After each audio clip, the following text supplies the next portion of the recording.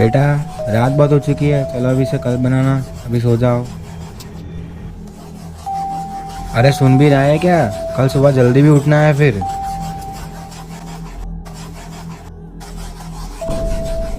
क्या यही सब बनाता रहता है तू?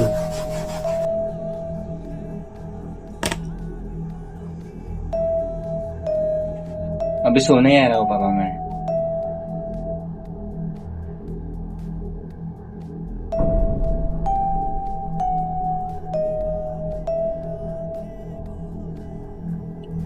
ये सब क्या बनाता रहता है ये लड़का?